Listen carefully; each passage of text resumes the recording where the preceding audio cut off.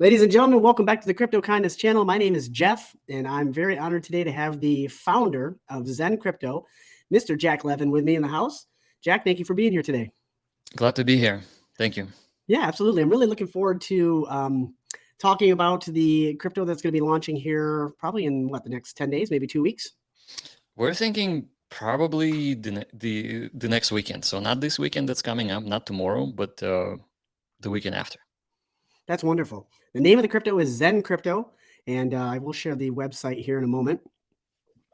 The questions I have, though, is I kind of want to learn from you the basis behind why you developed Xen Crypto and what some of your goals are. So, what led you to build this protocol?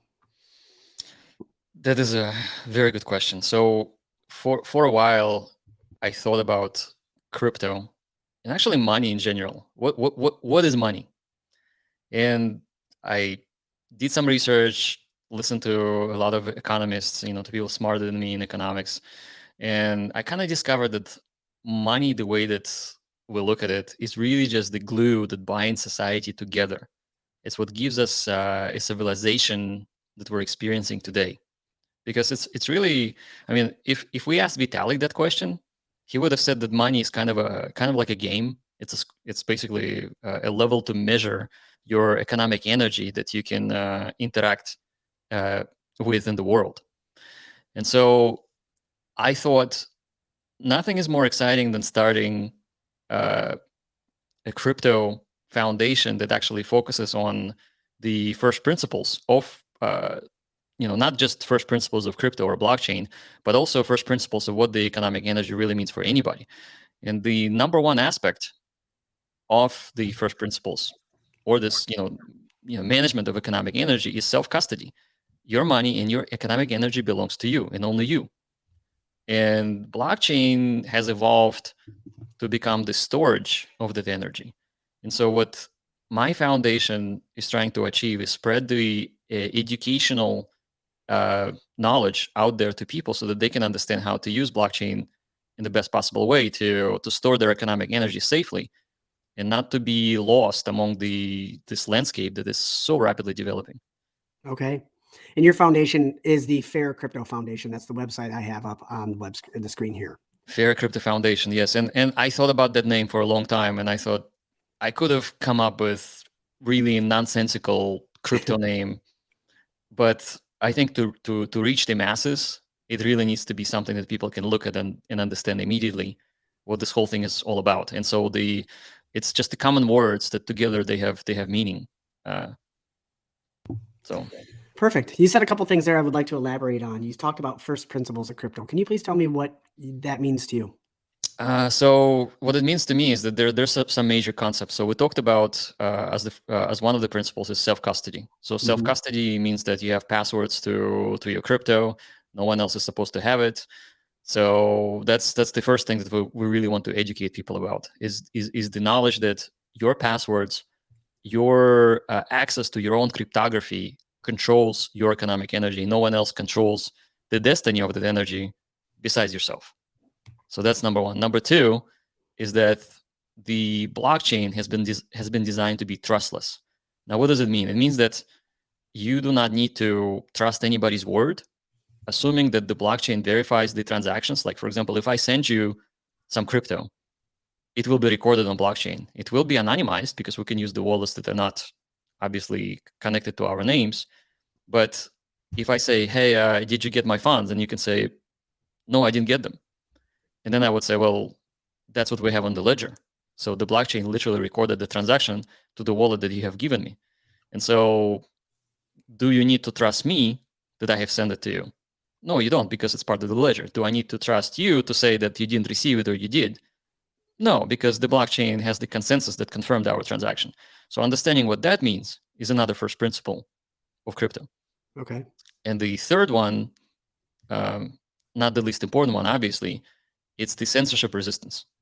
So in other words, you have the right to do whatever you want with your money, however you like. To use your money is up to you.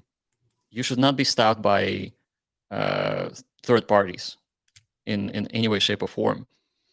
So that's what blockchain has given us in the sense of being a global phenomenon that connects people together connects all kinds of entities, and it's also cross-border. It doesn't matter what country you're in. When you cross the borders, you don't have to declare how much crypto you have in your wallet. And technically, you don't even have crypto in your wallet. You just have keys to the safe that's out there on the global internet. And that's another concept that people often misunderstand. Sometimes I speak to people and they say, oh, I have this new shiny hardware wallet, and I put all of my crypto into that wallet, right? And I'm like, is it really in this piece of plastic? No, that's where your keys are that can unlock the safe that exists online on the internet, on the connected web. So that's the third one, and the fourth one is the, I would say, counterparty risk mitigation. So when you're doing a transmission, it goes from me to you, and it doesn't hit any third parties, which means that there's no man in the middle that can say, oh, no, don't give it to him, he's bad, or whatever, right? So it's not like when you send the money with the wire and it goes through a bunch of banks and they do all kinds of verifications. That is completely different. So I'm literally passing on the crypto between my wallet to your wallet and giving you access to it for the amount that we have agreed on. So those are the elements of the first principles that our foundation is trying to deliver to the people out there, so that people understand what they're dealing with when they're dealing with blockchain and crypto specifically. Okay. Excellent. Thank you for describing that, explaining that to us. You mentioned the word fair, a fair launch. Everybody has the same opportunity. Help me understand what that means. What does it mean for a fair launch with crypto? Well, let's go back in history and go back to 2010 when Bitcoin came to be. So Bitcoin was technically fair because no one had the Bitcoin. Like, nobody created Bitcoin out of nothing. And then they said, okay, I have created it out of nothing, but you guys have to work for it. Now, specifically talking about the mining operation that converts the computer energy and electric energy and time into a production of Bitcoin. Though I would say Satoshi and his friends did experiment, and they were mining before anybody else were mining. So it is fair because it had no value, and then the world ultimately gave it value. So fairness comes from the fact that generally in the last 10 years, most of the crypto launches, the new projects, were not technically fair. They were not fair because somebody could push one button and mint 1 trillion coins or tokens for themselves, and then they try to sell it on the open market by promising some sort of work that they're going to do to give that token value. So, like, for example, Shiba Inu launched with I don't exactly know how many coins there were. I think there were maybe 1 trillion, and they gave half of it to Vitalik right away, who burned it. Now, what kind of work has been done there besides promises? I would say zero work, because it doesn't take much to launch the contract.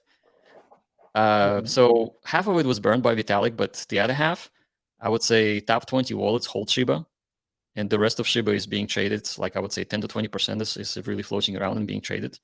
But the economic control over Shiba belongs to the organization that launched it. Now, that technically does not make it fair, because it's literally this sort of process mimics an organization of a company like a corporation, and then the sale of shares. Okay. So that is what Bitcoin and blockchain actually was meant to solve: the absence of the centralized financial and economic control over the cryptocurrency. So with the Xen Crypto, what we have decided to do is to launch it in its purest form, where there is no pre-mining or pre-minting of any kind. I don't have any Xen. No one has any Xen. And there's no pre-sale, and there's no whitelists, and there's no any sort of allocation to investors and for marketing and for any sort of other means, because it doesn't exist. Now, how does it come to be? How does it come to exist? So basically, the protocol allows you to mint and to, I would say, virtually mine Xen for yourself for as long as you want. No one can stop you. And at any point when you buy Xen from someone else, you can be assured that it isn't some central authority that's selling you stuff. It's literally the community members who minted Xen for themselves are now choosing to exchange it for other cryptocurrency, which could be Ethereum, could be USDC, could be Hex, could be whatever else that people want to do with it. But you would know that because the way that the protocol has been designed and the way the contract is sitting on the blockchain, there's no one else is trying to sell you stuff that have done no work for it. Specifically, there was no entity that pressed an enter key and minted a gazillion tokens for themselves, and now they're taking your economic energy in return for the cryptocurrency that has no value. So that's what fairness and unfairness means in my book. Okay. So everybody has the same opportunity to mint Xen, regardless of financial well-being. They can't just come in and mint more because they have $1 million versus someone that has $10. Everybody has an equal opportunity to mint the same amount. That is not, I wouldn't describe it that way. Okay. Technically, you can mint with many wallets, and that's how the protocol works, is that you can come in and you can pay $1 million for gas and you can mint a lot. The problem we're trying to solve is that there was no pre-mint. So somebody always has to work for it, always. Similarly to how Bitcoin came to be. I mean, of course, Satoshi has like 1 million Bitcoin somewhere. We don't know who he is, where he is, or whether he's even a real person. The thing is that most of the Bitcoin has been created out of nothing by the participants, specifically miners. And I used to mine Bitcoin in 2011. So I used my laptop and then I switched to the video cards. I had about 130 video cards working together mining Bitcoin. I was making maybe 3 Bitcoins per day. So that was me creating Bitcoin out of nothing by working for it. Okay. Right. And then I gave it away to friends and I essentially mostly got rid of it. I don't have any Bitcoin today over the years. So it's been a crazy ride. But since that point, as Ethereum became the dominant programmable sandbox for smart contract design, most of the projects out there start by minting the coins or tokens out of nothing and then trying to sell them to the people. And the people are looking at the teams and saying, okay, well, what if it goes to the moon because this team actually makes something amazing? But it doesn't matter, right? The point is that let's imagine that you raised $1 billion by selling the token that you have minted out of nothing. The incentives are immediately misaligned.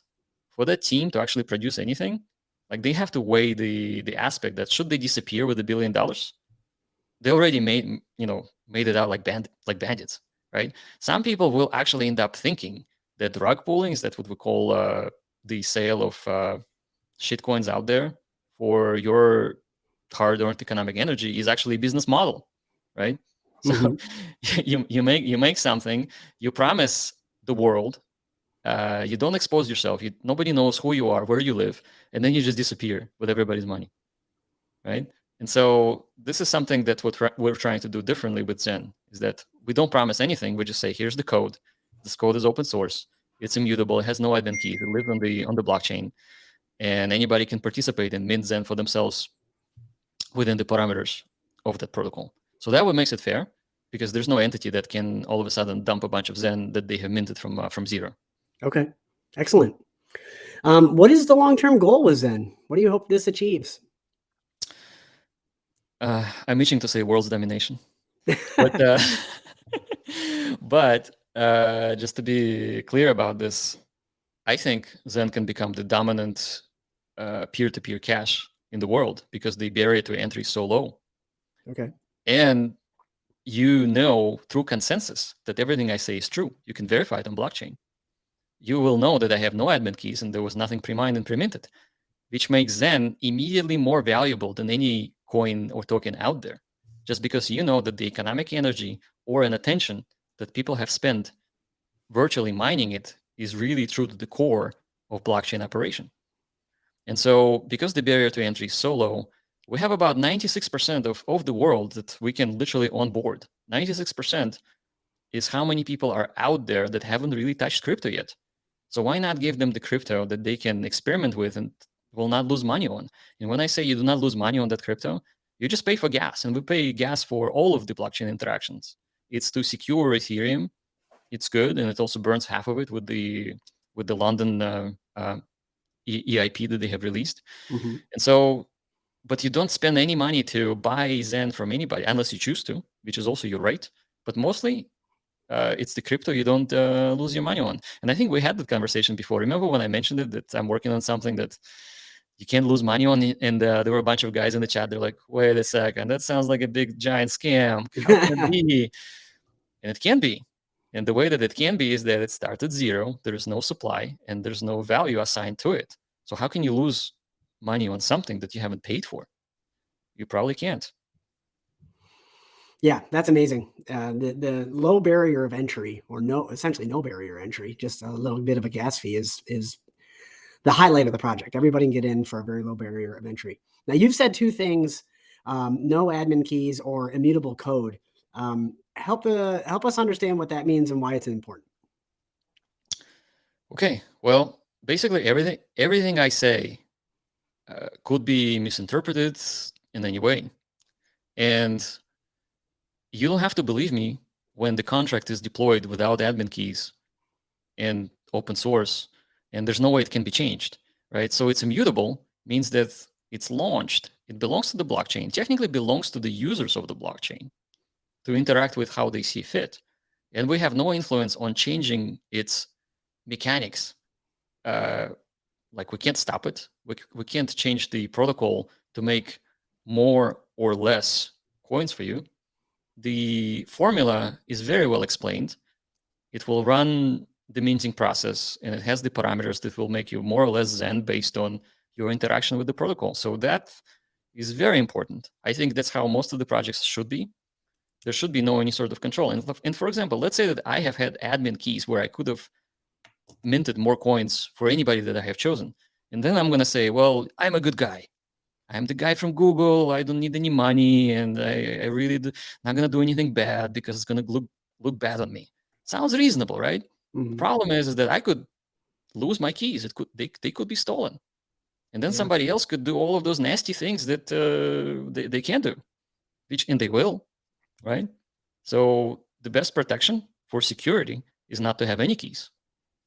Then nobody can steal anybody's keys or change anything or stop anything or somehow control essentially what the protocol does. Okay. Excellent. Thank you.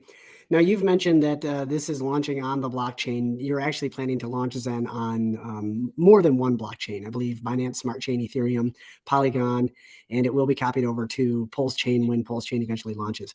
What is the thought process behind launching on more than one chain? The world is large. There's diversity. Some people like Binance more than they like Ethereum because the fees are lower. There's more games on Binance. There's many reasons why people would prefer one chain versus the other. Now, Zen as a concept is really blockchain agnostic. Okay. It could really even run on Solana or pretty much anywhere, right? Assuming the code is the same code in details and in principle, then it doesn't matter what blockchain we're running on.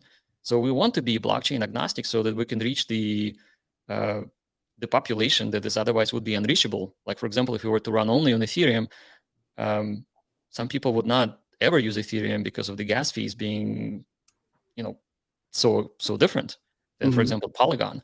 In Polygon, you pay like 10 to 50 cents for a transaction. On Binance, it's a little different. So the economic realities of those chains are different too. Okay. And so having the Zen contract living on all of the biggest chains where the most transactions happen actually makes a lot of sense. And we try to be inclusive rather than exclusive. And specifically, like I had this question, somebody keeps bringing it up, not any particular individual, but I hear it all the time. They say, hey, you need to make your own blockchain because it's going to be great when it's its own thing. But the reality of the situation is that just makes Zen more exclusive, and it will control who enters and who goes. And think about it. How can you add control over a contract that's supposedly immutable without admin keys? You build new blockchain around it that you control. So you can say this one thing about the contract being all amazing, and then you build a new blockchain and you put it there, and you can say that is the really one true thing, and you're there only if I like you. Yeah. And if I don't like you, you're not welcome, or whatever, right? So that is why the option to be exclusive really doesn't make sense to me, because if we wanted to achieve 100 to 200 million wallets out there or people that use Zen, then we really should be blockchain agnostic. As you see, my daughter's walking behind me and runs into the wall. I still see her. She's disappeared. She ran into the wall. That was fun. Yeah, that's why I put that curtain on this kitchen door right there, so that the dogs and the cats and the humans don't run out and distract me. It's life with kids. It's great. I love it. Yeah. But thank you. I mean, that's a great description. It makes it available to just about everybody. And that's and that goes back to the goal of what you're trying to accomplish, which is amazing.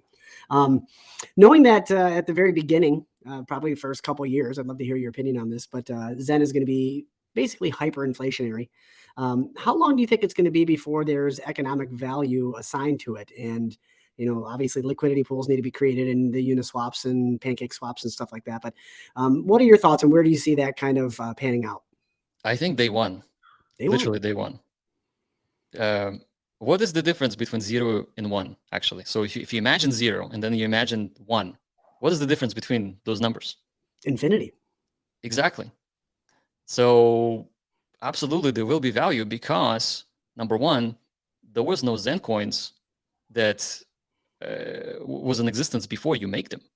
So how much does your participation cost to you? The minimum for minting is 1 day. 1 day is worth something in your life. You have to come to the contract. You pay a little bit of gas. Let's say you pay $5, and then tomorrow you exited. You pay $2. So you just paid $7 and you thought about it for 24 hours. You did your thing. Now you have it in your wallet. It should be worth at least $7, at least, right? At least.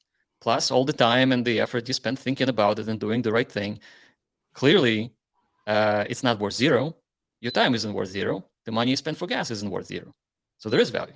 The value from day one. Okay. How about across the different blockchains? Do you expect the price to reach parity between, say, the Ethereum chain and Binance chain, or what are your thoughts on that? I don't expect price to reach parity just because of the different economic conditions based on those chains. So again, if we look at Ethereum versus Polygon, we can see maybe 1 to 300, 1 to 500 difference.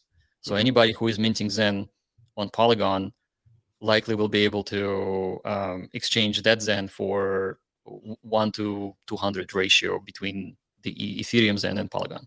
And that's just because it's so much easier to mint more Zen on Polygon. It doesn't make sense for the parity to exist. However, advance 8 years into the future, when Zen is really no longer mintable as much, you're now left with a bunch of blockchains that has a lot of Zen, the world's population, and people are trading it for this or that. The parity will eventually establish itself just because it will be interchangeable. Okay, excellent. The one thing that we keep talking about is a gas fee to mint. Let's use Ethereum as the example, as you've mentioned. That kind of seems to be where the main focus of Zen is going to be, early on at least, is on Ethereum. What are your expectations in terms of what it would cost to mint Zen on Ethereum? Okay, that's actually is a static cost. Okay. So unlike other protocols, there is difference in terms of how much gas you pay. So what I'm going to do, I'm actually going to look up what the cost is right now, and the way that I can do it, I can go to Google and I can type ETH gas, and ETH gas sends me to this thing called Ethereum Tracker, and it will tell me that the average gas cost right now is 16 GWei or 16 GWei. I know from the code and from our experiments so far on testnet that to enter the minting phase of Zen, and specifically the claiming of a C rank, will cost you about 175,000 gas. Now that number does not change. If I plug in 175,000 gas into the calculator, the website tells me that it's going to be, at this point, $3.75. Okay. To claim your C rank, to participate, to connect your wallet to Zen protocol. That's what the cost is going to be. When you claim your Zen or generate Zen for yourself after the time period, it's about 90,000 gas. 90,000 gas at today's ETH gas prices converts to $2. Now that's at 15, 16 GWei. Now we have seen up to 250 to 300. Yeah. So do your math. The easier the network, the more expensive minting becomes. But that's actually is a good thing. It's a good thing because that will give Zen even more value. It becomes more rare because not everyone is going to jump in and do it. Yeah, that's actually very true. And the good news is we've also seen gas fees be quite a bit less recently, so we might be able to get in on the front end and mint for a lower amount. But it's nice to know that gas fee is fixed essentially at 175,000 to claim the C rank, and then 90,000 to claim them at the end. So that was another question I had. I know with a lot of smart contracts, oftentimes at the end of the contract, it costs significantly more to get to claim or mint your coins because there's computational power that's needed. It doesn't sound as though that's the case with Zen. It actually is going to be a higher gas fee on the front end. Is that correct? That is correct. And the reason for that is that there's no cycles, extra cycles that you incur when you spend more days waiting for the mint. Because we're not cycling through days, we're just multiplying by days. So the operation is multiplication, and then the number of days is just an integer. Now, we have seen that with hacks, the longer you wait, the bigger the gas fee is, and you can actually see it in the audit report for hacks. It is described there in great detail. And the reason why that works is because hacks is using variable accounting method where it needs to retrieve all days you've been staked for and look up the conditions each day to produce the proper amount of the rewards after your stake. So that is why every day is a unique multiplier, if you will, for hacks. Where with Zen contract, the days are not variable. Every day is the same day, except it is the number that's changing, not the difference of how the day is different between each other day. So that is why the gas is the same. It's completely static. It will not change, no matter whether you stake or mint for 1 day, 10 days, 100 days, 1,000 days. It's all the same math. Okay, excellent. Thank you for describing that. So let's talk about what everybody's most interested in, and that is what is going to be the best strategy for minting Zen. There's a lot of things you could do early, late. I know there's some amplifier. The amplifier numbers go down over time. There's a limit of 5,000, or there's kind of a threshold of 5,000 wallets early on that are a little bit capped. And then you've got different chains. So what do you think are some of the best strategies for going about minting Zen? Okay, excellent question. So here's what we know. We know that maximum number of days that you use to mint Zen will yield you the most Zen, period. Okay. No matter what anything else comes into play, the number of days is the vital to get you the biggest reward. Now, that's the number one thing. Number two is how early you are.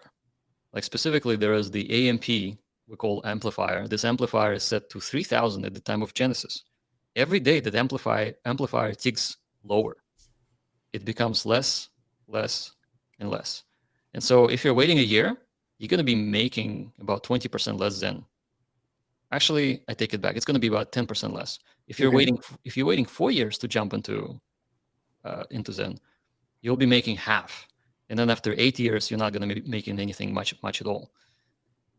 So I would say the strategy at the beginning is to select the maximum term and days, which should be 100. Once you mint Zen, you should stake it right away for either 20 or 19% APY for as long as you can, which is 1,000 days. And when I say go ahead and stake right away, you can change your mind and you can unstake it and you don't lose any Zen. So why not just keep it locked and staked so it earns interest, which is part of the staking process. So when you click on the stake, you can actually see that this is the testnet. Yes. So on the top left, staking right there, it tells you that here's your term and day. So put 1,000 in there. That's actually the real dashboard. And so you can say that if you put 10,000 Zen that you have right now, because we can see it on the top of the window there, next to the sun, or sun icon, 10,000 Zen with determined days that you can specify yourself as 1,000 as the max will yield about 54%, almost 55. And so your maturity is now June 26, 2025. If you click stake, that Zen will be burned. It will disappear from the liquid supply, which is actually great for the value too. Hmm. And it will sit there in this kind of, I would say, virtual digital safe on the blockchain, waiting for you to retrieve it back.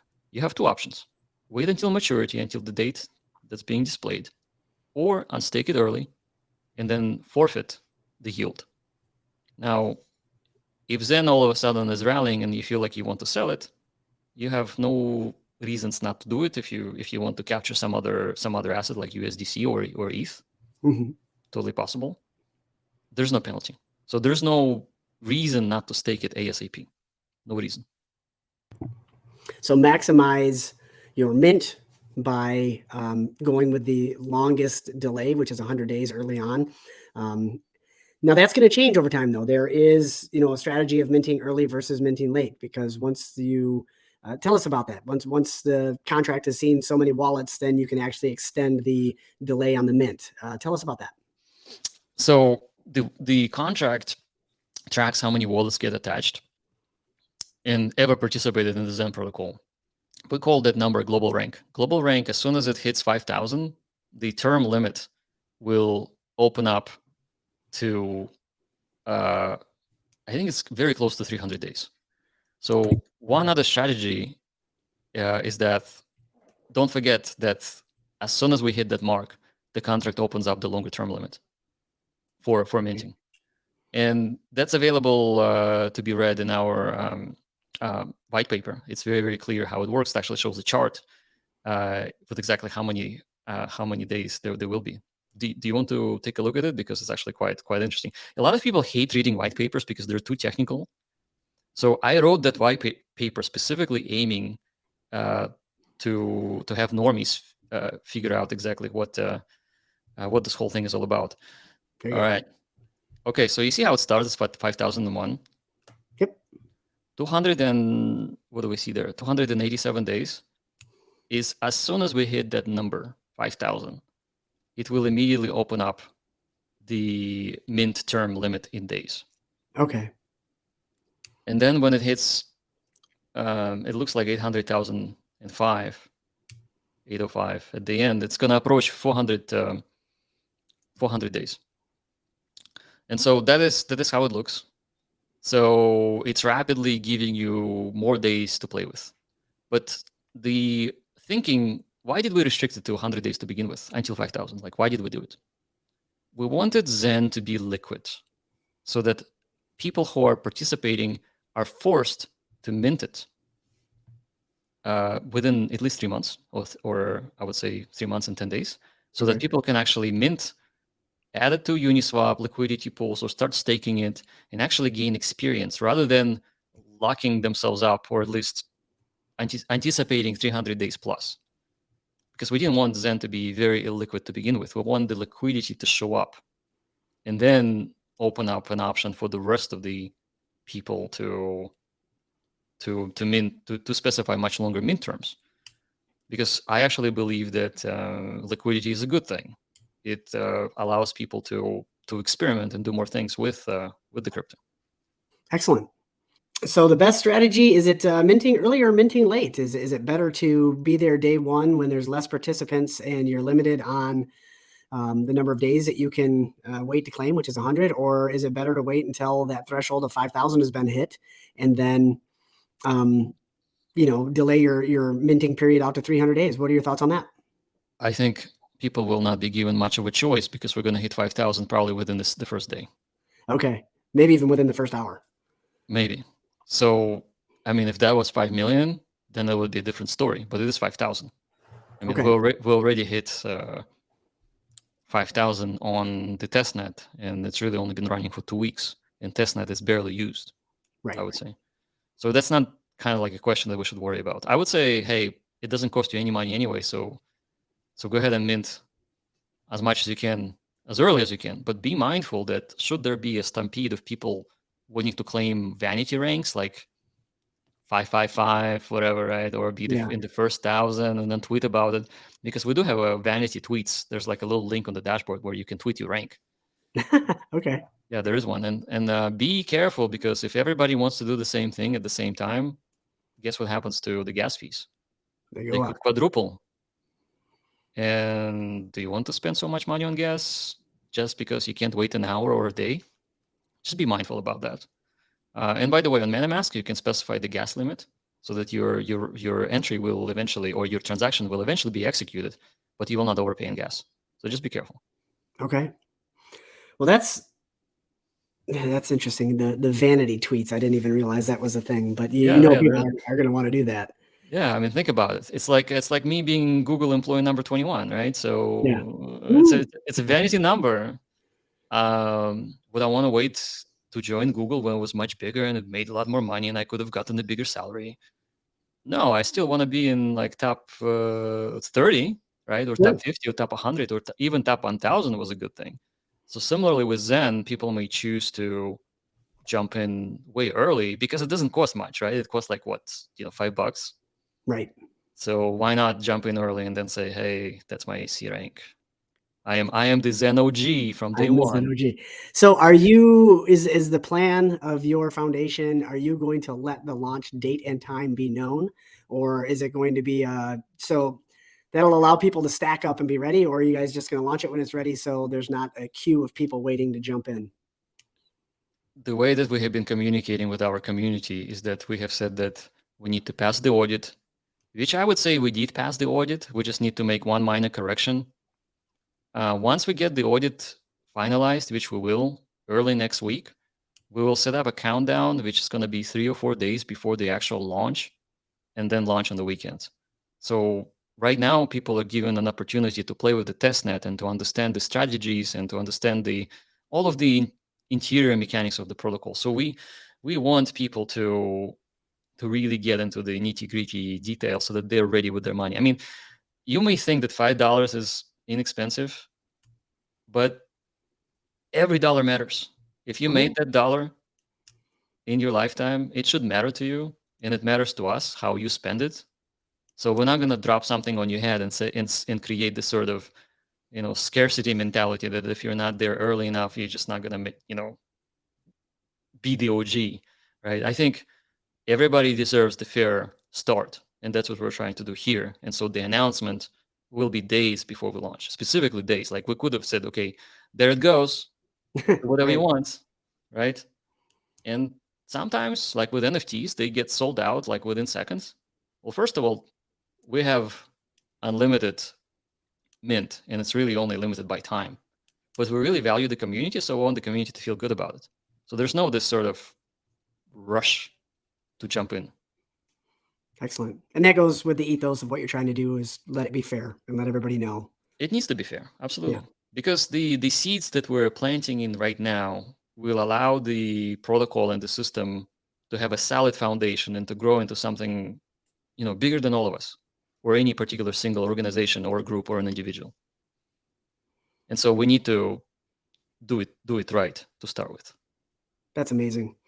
Well, I applaud it. I'm looking forward to playing with Zen. I'm looking forward to seeing what Zen brings to the world and what it can do to change things. I mean, there's a lot out there that needs to be changed. The financial system is broken, and like you said, this has an opportunity to be essentially what Bitcoin had strived to be, which was a digital currency that was used worldwide.